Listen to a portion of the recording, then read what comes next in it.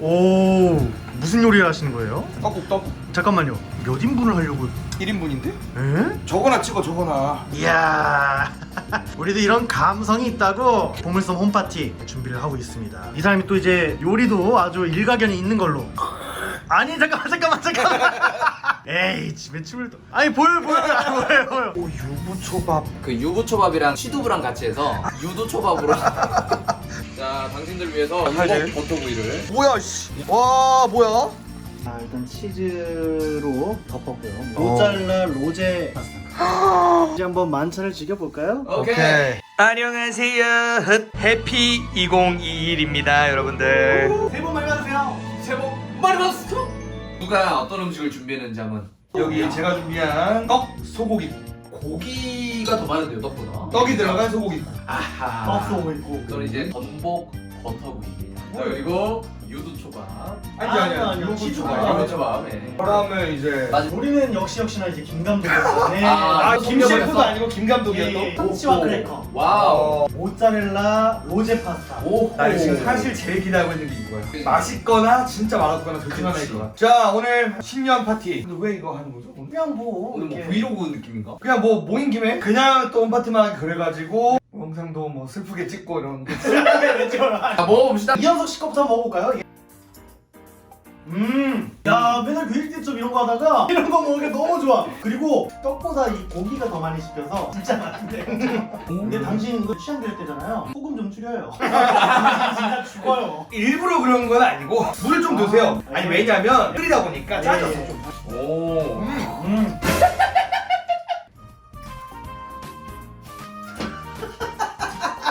우선 고기는 합격. 근데 바닷물에 한번 담갔다 뺐다.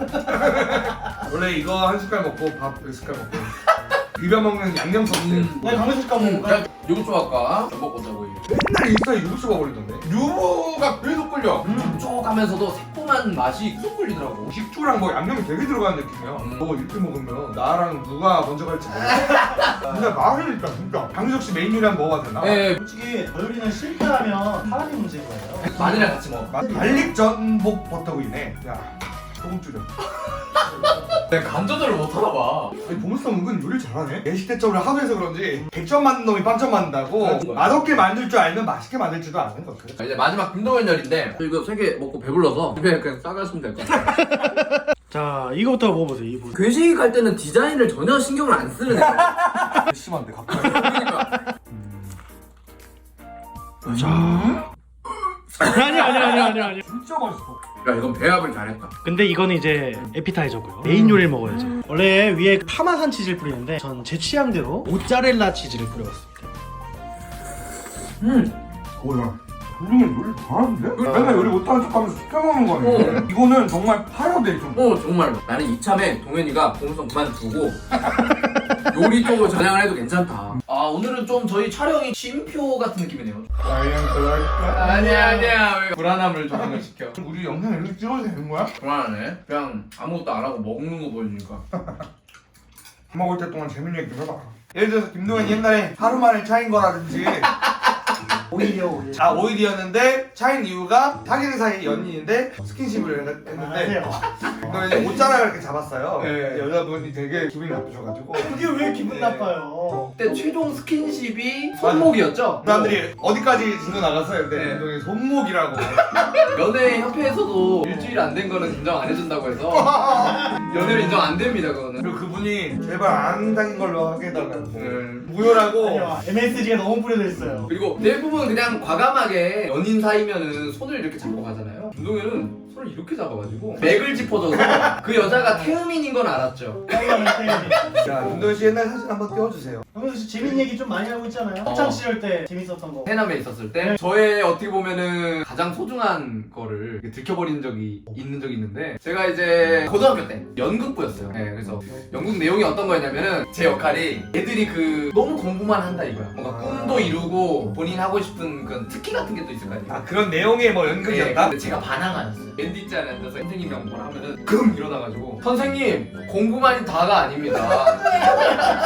저는 춤을 배우고 노래를 배워서 나중에 아이돌이 될 거예요. 해가지고 나중엔 아이돌이 돼요.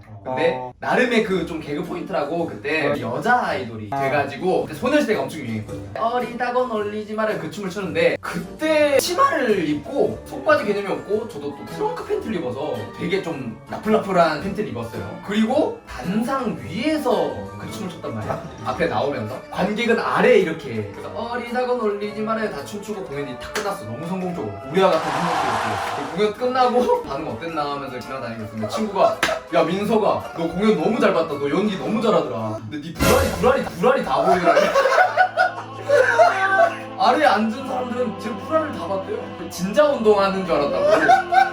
메트로놈인 줄 알았다고. 끔찍하다. 상상만 1열에 앉은 친구들아, 네 그거 기억에서 잘 지어주길 바랍니다. 뭐 학창 시절에 재밌는 얘기 있어요? 뭐 이현석 씨가 지금? 저 재밌는 일화 제 얘기는 아니고 제 친구가 지금도 친해요. 고2 때 야간 자율학습을 한창 할 때였어요. 엄청 조용하잖아요. 제가 복도 쪽 벽 자리였어요. 야간 자율학습을 한창 하고 있는데 갑자기 밖에서 막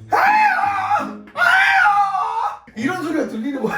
팍팍팍 막 때리는 소리가 나면서 깜짝 놀라가지고 복도를 이렇게 봤어요. 복도를 봤더니 친한 친구가 담임 선생님한테 와 맞고 있는 거예요. 지금은 체벌이 없었는데 저 때는 이제 지각만 해도 막 엄청 많을 때였으니까 무슨 큰 잘못 저질렀길래 저렇게 두드려 맞나. 그러니까. 쉬는 시간이 돼가지고 그 친구한테 갔죠. 야니 존나 맞던데 왜 그랬어? 그러니까 야간 자율학습 시간에 담임 선생님이라든지 학생님 선생님이 감시를 하러 돌아다니세요. 이반 저반 복도랑 더 돌아다니시는데 만화책을 본 거예요.